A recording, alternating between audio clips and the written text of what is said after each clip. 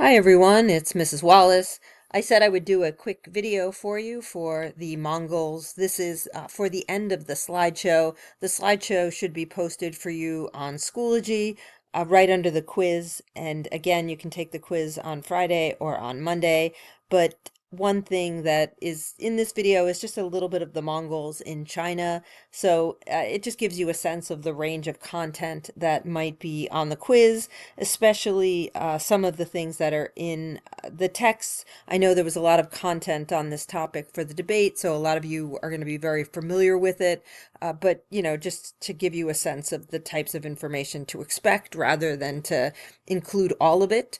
So one of the things we're looking at is a map that includes the Yuan dynasty, which you can see on the eastern portion of the map. You can see Beijing, the capital of Dadu. You can see Kaifeng, you can see Hangzhou, you can see the Yellow River, the Yangtze River. So, a map of the Mongols in China starts in 1279 in terms of rule. The conquest starts much earlier, and it is ending by 1368. And something significant about the Mongols in China is at the end of their rule, they decline a great deal, and the Mongols are expelled from China by the protesters who initially create what becomes the Ming Dynasty. So there's a lot of political turmoil, a great deal of challenges for the Mongols to solve, and a great deal of dissatisfaction. And so we see the Ming Dynasty become established, and many of the Mongols, really become removed from China. And that's really different than what we saw, for example, in Persia, where there's a great deal of assimilation. A couple of other things on this map you can take note of are the various khanates. The Khanate of China, Chagatai's Khanate, the Ilkhanid Sultanate, sometimes called the Ilkhanate, and the Golden Horde Khanate. So when we talk about Russia, we're talking about the Golden Horde. Persia, we're looking at either Chagatai's Khanate or the Ilkhanate. So just to give you a little bit of that idea. And let's talk a little bit about China in the Mongols in China. We can look at the rule of Kublai Khan. He becomes the first emperor, in a sense, of the Yuan dynasty. He's somebody involved in the military campaign. He is fairly refined and well educated, especially in Chinese customs. He had women in his life, including his mother, who did a great deal, for him to become educated. Some of the things that he does is basically incorporate a Chinese way of governing. So a lot of what the political system had been under the Sui, the Tang, the Song dynasty really continues under the Mongols, and Kublai Khan places himself as an emperor.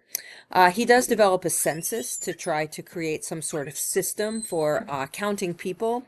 And he also will organize people into a hierarchy. So it's important to recognize that I know the Strayer text noted that in the rule and in the conquest of southern China, there does seem to be some degree of like accommodation. A hefty population lives in the southern Song dynasty. And so you get, in a sense, a really, really large kind of accommodation where the Mongols have to rule over a group that largely, dissents from their point of view.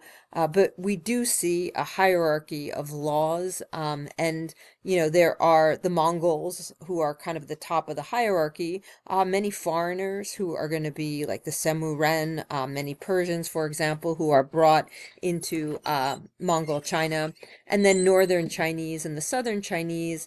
In a lot of cases, there's very specific laws against the Southern Chinese. For example, the Southern Chinese could not carry any weapons. Part of this is because that's where a great deal of the military campaigns had taken place during the time frame of Kublai Khan. Some of the northern areas had been in possession of the Mongols, for some time. Let's say that Kublai Khan was very wary of the Chinese elite. One argument might be that perhaps he felt a little threatened by the likes of Confucian scholars who were highly educated and who had a great deal of kind of political clout They were able to, kind of make suggestions and have those suggestions mean a great deal. So we do see Kublai Khan banish the civil exams. It's notable they do come back toward the end of the Mongols' Yuan dynasty, but it is like way too little too late.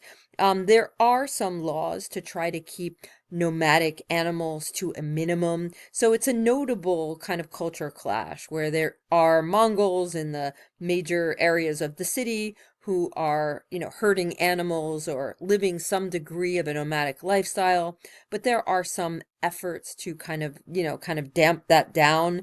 And there's also, if you remember Marco Polo's source where he writes about the city of Hangzhou under Kublai Khan, it's quite a immaculate and very, very significant, city with a great deal of, luxury in it. So there's a palace and things like that. So he describes some of that. So we know it's not all nomadic. Kublai Khan's government, there is a lot of displacement happens under the Mongols. So it's really significant. Not only are there massacres and conquesting campaigns, but there's also a great deal of displacement. So people are enslaved, people are made to be, sexual servants, people are made to be rulers. In some cases, the Mongols were very enamored by the Persian style of government. And so in some cases that gets emulated in other places. Some of the bureaucratic, kind of details and record keeping and things like that. But something that also gets moved are Persians themselves. So some lawmakers, for example, are moved from Persia to China. So we definitely see a great deal of foreigners in China. This will also include an extensive amount of diversity of religions, and you also will see, a great deal of discrimination against Chinese, in particular, Southern Song Dynasty Chinese. There's no intermarriage. There is a tax system. The tax system is very elaborate. There's also forced labor known as corvée. In some cases, there are exceptions. Some of the people who were exempted included artisans. So there is some catering to art and artists and artisans. There are some agricultural policies that really do organize some productivity for farmers. And there is, just like there had been in Song Dynasty China, a very significant investment from the government in public works, adding to the canals and things like that. Notably, this is going to be something expensive. So when tax revenues are not able to cover it, it will put some strain on the Mongol political system. A couple things about the economy under Kublai Khan. There is a great deal of maritime trade. There's also overland trade. So Song Dynasty had been an increasingly trading society with a great deal of market spaces. That continues under Kublai Khan. There are a variety of ports that are open and also a great deal of influx of products from Persia and India. So some of this may have to do with the expansion of the Indian Ocean trade. Some of this may have something to do with some of the policies of the Mongols. There's also a continuation. Something that really starts in the Song Dynasty is a really significant system of transporting information and products around China, and some of that continues in the form of a communication system. So there's a lot of ways that using horseback, people are, kind of networked together so that people can receive news and things like that.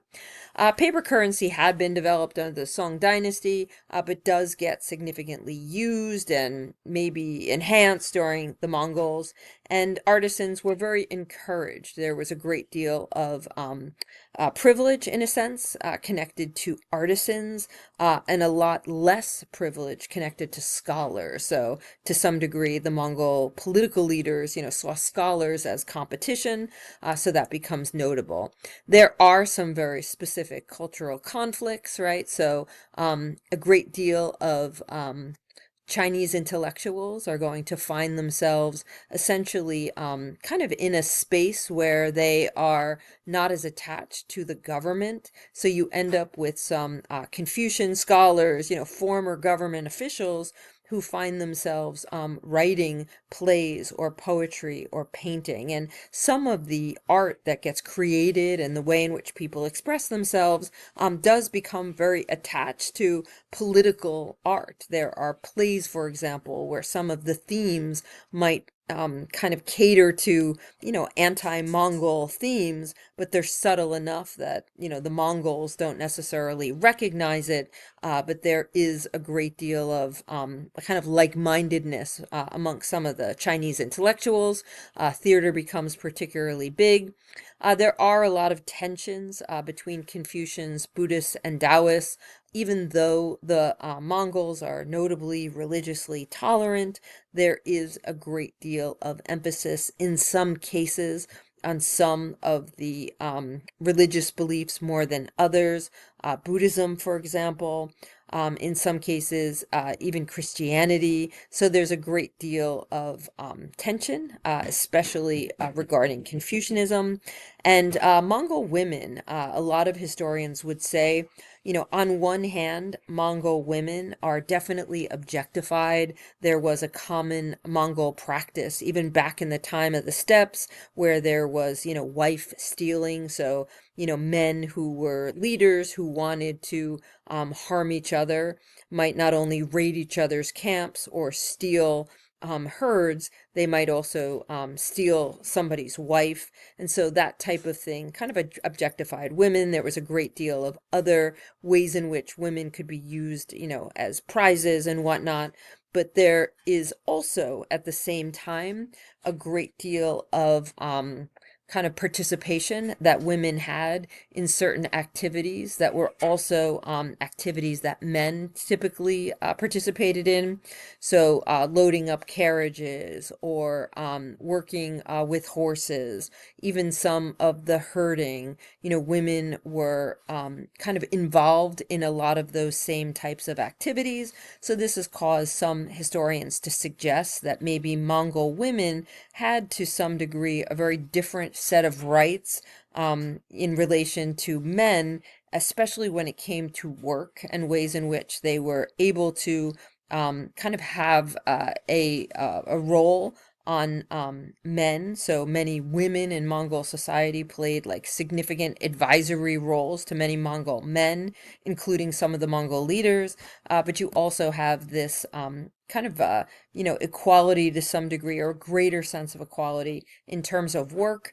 That conflicts a great deal with maybe some of the increase in patriarchy, where in some cases you have upper class women in the Song dynasty who might be, experiencing foot binding, or might have some other type of system where there is a notable distinct difference between women and men. And, most Chinese women would be peasants at this point and wouldn't necessarily be participating in foot binding. So it's not like the experience of most Chinese women, but there is this like notion among some historians that Confucianism creates a patriarchal society to some degree in Song Dynasty China, and maybe the Mongols are contending that a little bit. So, that may be something as a, culture challenge. Also, there's some nomadic cultures that continue, and there is, in the Mongol sense of things, a lot of infighting between Mongols who still live in the steppes and Kublai Khan in the case of the Yuan dynasty. The Mongols in China are really kind of seeing themselves as superior to other Mongols, including Mongols who are back in Karakoram. And the way that many historians kind of describe this as there's also a lot of ill feelings at the same time toward Kublai Khan from other Mongols who believe that he has kind of gone in a direction that's almost too assimilating, too much of a loss of the nomadic culture. Okay. And I think at these last, two slides, some things that maybe speak to the end of the dynasty, the Yuan dynasty. And I'm going to save this for part two, the next video. Okay. Be well.